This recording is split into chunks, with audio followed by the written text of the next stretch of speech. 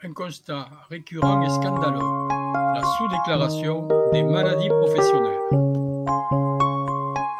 Il faut le savoir, tous les 3 ans, un rapport qui a pour objet l'évaluation des facteurs de la sous-déclaration des maladies professionnelles et des accidents du travail est adressé au Parlement et au gouvernement. Le dernier rapport du 30 juin 2021 s'inscrit dans la continuité du précédent rapport de 2017 et empire.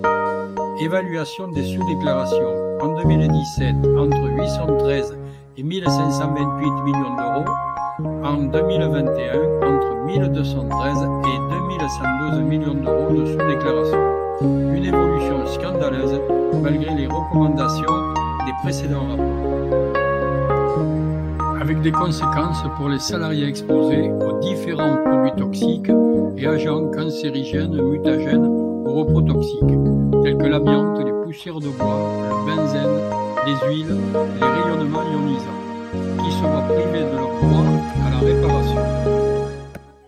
Et aussi, pour l'intérêt général, les mauvaises imputations vers la branche maladie en lieu et place de la branche accident du travail maladie professionnelle péjorent l'équilibre de la sécurité sociale, avec des retombées sur les cotisations des mutuelles des victimes appelées à tenir à tort leur rôle de complémentarité santé.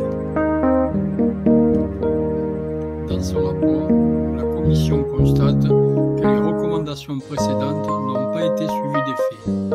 Elle soulève une nouvelle fois les mêmes lacunes qui pèsent sur cette dernière estimation. Les carences des professionnels de santé, l'attitude de certains employeurs indélicats, le manque d'information des salariés sur leurs droits. Pour les professionnels de santé, ce qui ressort, le manque d'intérêt pour la médecine du travail, le manque chronique de médecins du travail, à leur décharge, le nombre d'heures de formation insuffisant sur la médecine du travail dans leur cursus d'étudiants. Pour les employeurs, il ne s'agit pas de mettre tout le monde dans le même panier.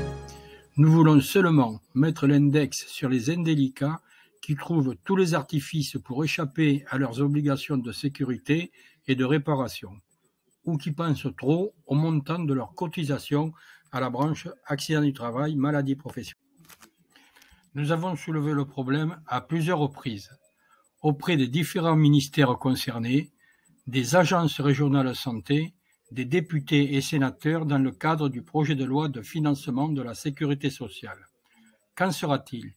Certes, le chantier est énorme, mais nous voulons croire que dans l'intérêt général, le prochain rapport de 2024 marquera un changement de cap.